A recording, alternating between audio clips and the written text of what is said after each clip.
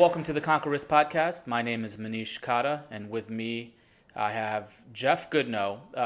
We're coming out with a lot of shows, and I just want everyone to remember that the original gangsters are myself and Jeff. This is the Conquer Risk Podcast, so even though you're going to see a lot of other shows coming out, we can't forget how it all started. How are you, sir? Hey, I am doing great. I'm doing absolutely great. Other than having to love technology, right? Repair headsets so we can actually hear each other. There's always something goes on when you do a podcast or recording, that sort of thing. But yeah, I'm good, man. Business is good. Life's good. Good. Well, today we want to talk about customizations. And let me back up and lay a little bit more groundwork there.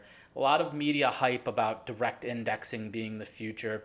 And we want to dive into what that means because there's a lot of different definitions around that.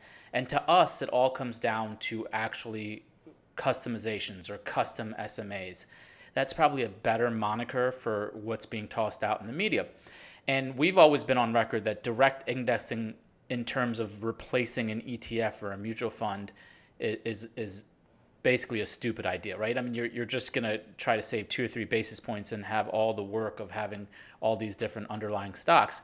But what's really valid to us is the ability to customize SMAs. And what I mean by that is there's a lot of different ways to apply that when it comes to either tax loss harvesting, ESG, transitioning assets, where you want to limit capital gains, annually, whatnot. So there's a lot of different applications. And so what we're rolling out with Potomac, and this is the sort of the official, unofficial announcement of what we're rolling out, is a customization model. And what that's going to include is a lot of different factors. So phase 1 will be the transition to model customization. Phase 2 and 3 will be more the custom SMAs around direct indexing with ESG and also wanting to limit whatever industry that you want. So I'm going to toss it over to you to kind of let's lay the land out. Like, let's focus more on transitioning to model. Like, why did this come up? Why are we even talking about this? Yeah, it's great. I mean, the reality is, and I'll just give an example. We'll pick on American funds because they're a good company, right? Almost every advisor's used American funds. The reality is we all run into the same problem, and you get excited, find a prospect who is now, let's just say 60. In the last 30 years, they actually have been investing in basic American funds. Great, right? They've probably made a killing over the last 30 years. They started when they're 30. That in and of itself is exciting, right? And so the problem is they've been able to make a ton of money, but they had the stomach for it at the time to go through these catastrophic loss events like the Great Recession, the tech bubble, etc. Well, now they're 60. They're knocking at the door of retirement, and they're thinking, holy crap, I can't handle this. And you, an advisor, are having a great foundational conversation about maximum drawdown and helping to educate them and understand that there is another way. You happen to like to combine different models, some strategic, some tactical, right? And really help mitigate that risk. Well, that's all nifty, right? They have a great story. You have a great story. How do you get the two together? Because those American funds that you've had for 30 years, that client has had, have embedded gains out the wazoo, right? And it's really disingenuous in our mind to say, oh, you want to avoid risk, well, here, or you have some other, your situation has changed, and so what we're going to do is just sell everything and start this new process.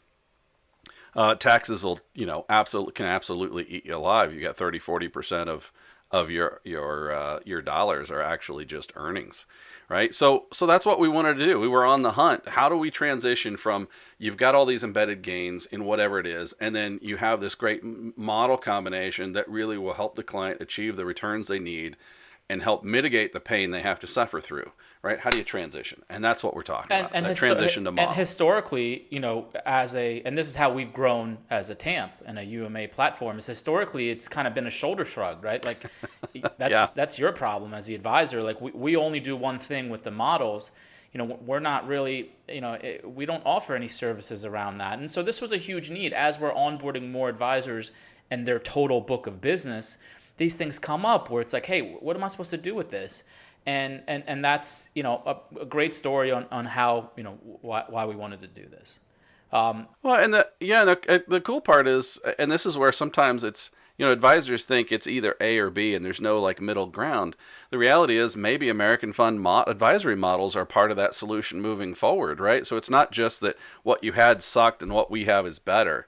It's about the fact that you have a problem and we have a solution, but to get from A to B was just tough. And so now there's this middle ground. This transition process that does actually exist.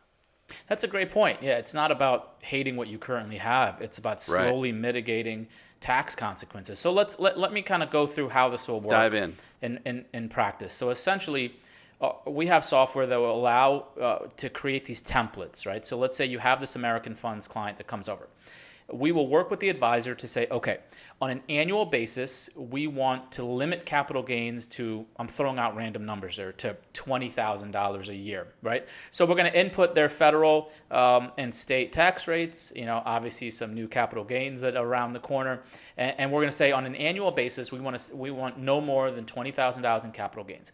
And then on a monthly or quarterly basis, our system will spit out doing tax loss harvesting to make sure that we're selling the appropriate shares and maxing out of that 20,000. That 20,000 then will be moved over to other sleeves, whatever the model is selected for the advisor and the client. And this can be drawn out over a 2, 3, 4, 5-year period. It just depends how long it takes to draw down those capital gains.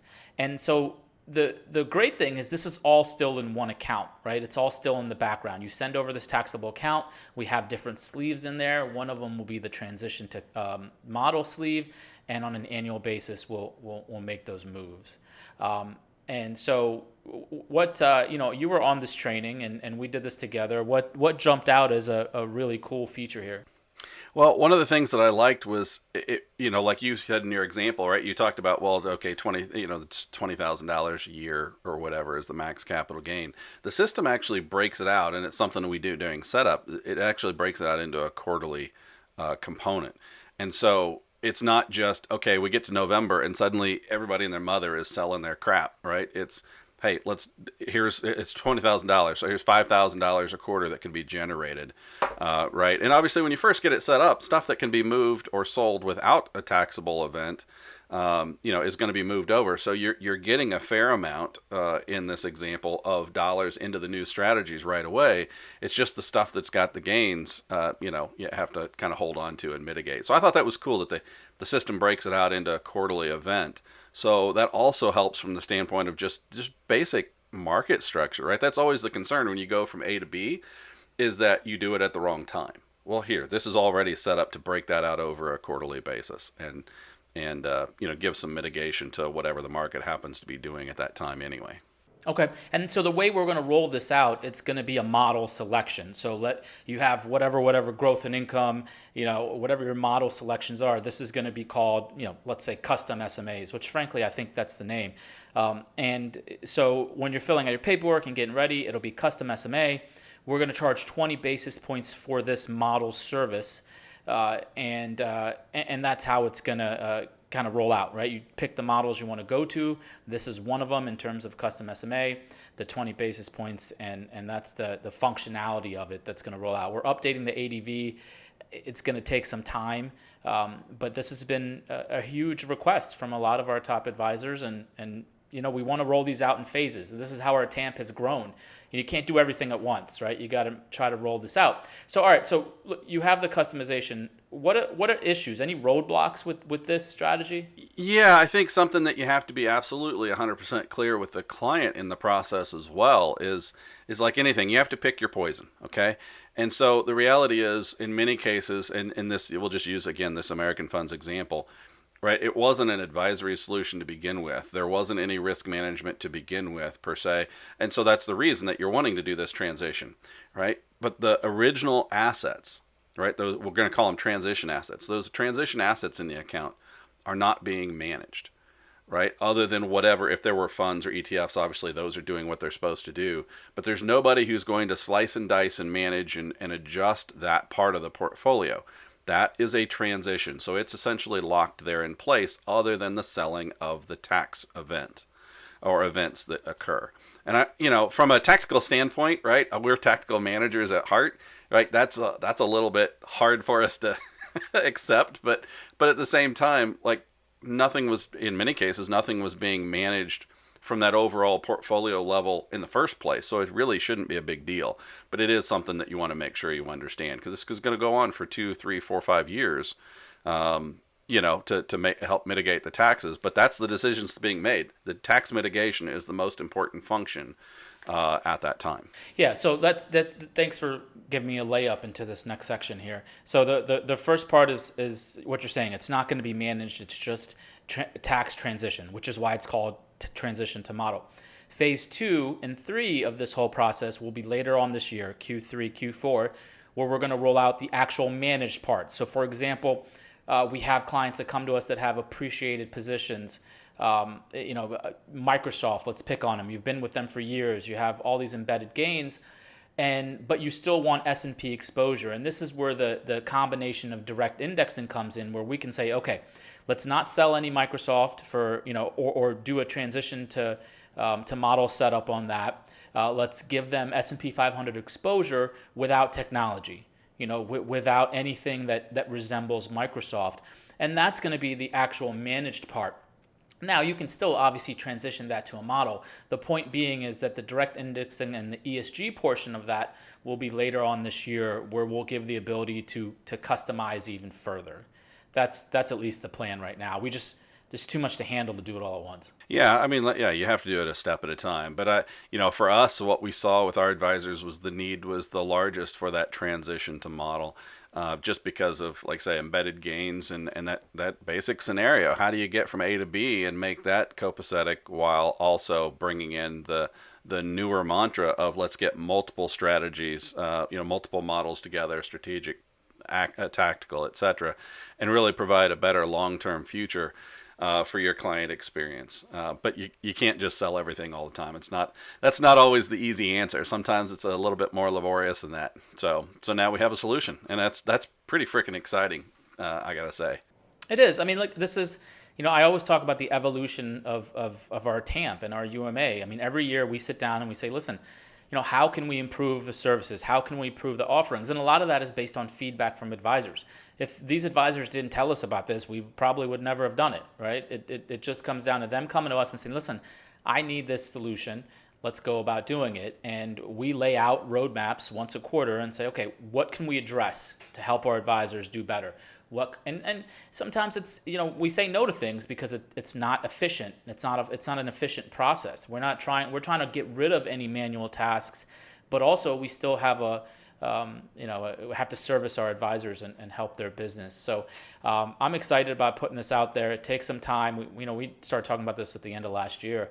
But I think we're going to be able to roll this out and compete with the big boys, right? That's our goal, right? Big boy technology with our service. Yeah, and something that I'm excited about in that process is, at first we thought we might have to kind of narrow down the field and only have a very small handful of combinations that you could transition to, but it looks as though we're going to be able to really, again, work with that custom curated OCIO, those combinations that we work with each advisor, right, to be specific to their needs, and we'll be able to transition to one of those, and that's a better fit, right, as opposed to, we do all this custom stuff for you, and then, by the way, we get to this and you get to choose from one of 3 things. So that's pretty exciting too. We weren't sure if everything was going to come out that way, but it's looking good. Cool. All right. Let's wrap it up. What do you got? What recommendations? What's on your mind? All right, so I'm gonna actually give you a pat on the back before I give my recommendation, and that is you recommended the Mark Wahlberg series on HBO. That was kick ass. Wait. Did you start waking up at 3:00 and working out yet? No, but I watched He Ate a Lot, and I kind of got excited about that. Right. But anyway, the fact that I did not realize he was that much of an entrepreneur, so that was great. And I literally binged 6 episodes. I just watched it, period, the whole thing. But one of the things that came out of that is one of his businesses is a production company. And so my recommendation is a follow-up, and that is McMillions. It's also on HBO. It is also a series, and my wife and I both grew up working at McDonald's, and so we were around in the heyday of that Monopoly game getting started. Everybody knows McDonald's Monopoly. It was a cool ass game. You hope to get a free French fry, but maybe a little more. And the reality is, and I can't say a whole lot without giving it away, there was a scam going on. Now, McDonald's didn't have anything to do with it, but I kid you not, even Kim is like blistered to this thing. We've got one episode left in 2 days. 3 days, excuse me. It took us 3 days to do it. We've gone through all 6 episodes, but it is actually a really phenomenal show, and it's Mark Wahlberg's first. He's the producer, executive producer. It's his production company that put it on. It's won a bunch of awards. Highly recommend it if you've ever eaten at McDonald's or you've ever played Monopoly at McDonald's. Cool. Yeah, I haven't seen that, but I'm gonna go. Dude, you start watching it, and you're just glued. You're absolutely glued. Like, how did this happen? How did this happen? Got you. I'll take a look. All right. Well, my recommendation this week is actually a backpack called Timbuktu. As business travel starts to pick up, I've always struggled with, like how to carry my laptop and things around. Right. You want to carry that briefcase around. Like, what do you do? And backpacks, are typically for, high school kids. And so this Timbuktu is actually, it's not fancy. It's just a clean backpack, has a laptop sleeve. It's great for travel. And so, as we're getting back into the mix, hopefully, I thought this was a great way to travel with a lot of your gear and whatnot. Sweet. And so it's been, I got it a while back, and it's good quality stuff, and it's not terribly expensive. Yeah. So Well, and now we have to have podcast gear with us all the time too. Yeah, it's so annoying. Yeah. Yeah, I guess we have to take all that shit with us. So yeah. All right, brother, that's all. Everyone have a great week. Enjoy your time off with the weather being nice and getting back outside.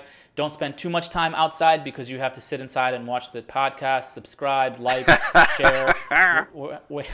We love you and we appreciate your business. Yep. Have a Amen. good one. Ciao.